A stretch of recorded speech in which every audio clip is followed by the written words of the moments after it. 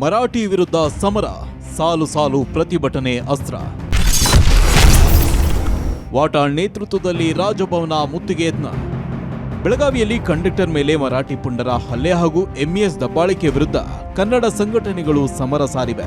March 22ಕ್ಕೆ Kannada ಸಂಘಟನೆಗಳು ಅಖಂಡ ಕರ್ನಾಟಕ ಬಂದ್ಗೆ ಕರೆ ಕೊಟ್ಟಿವೆ.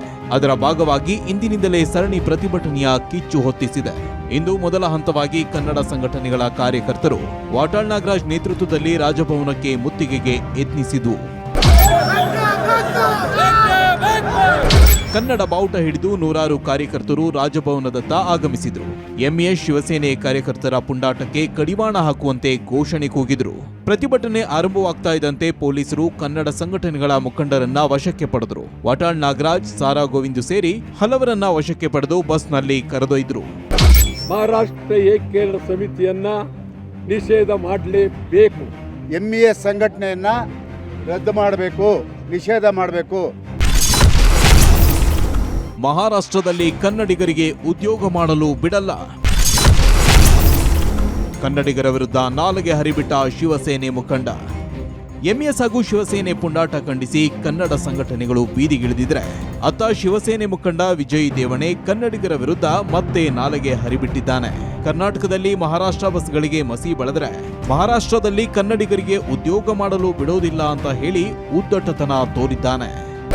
कर्नाटकाचे जे लोक मुंबई असो, पुणे असो, संपूर्ण महाराष्ट्रात जे काम करतात त्या सर्व लोकांना आम्ही ते व्यवसाय करू देणार नाही.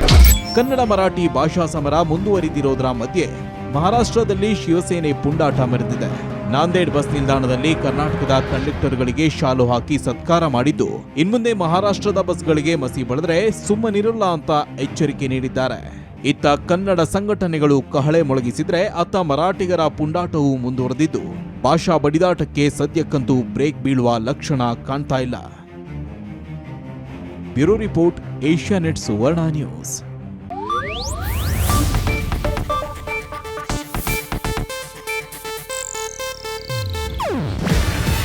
ಇದು ಏಷ್ಯಾನೆಟ್ ನ್ಯೂಸ್ ನೆಟ್ವರ್ಕ್ ಪ್ರಸ್ತುತಿ.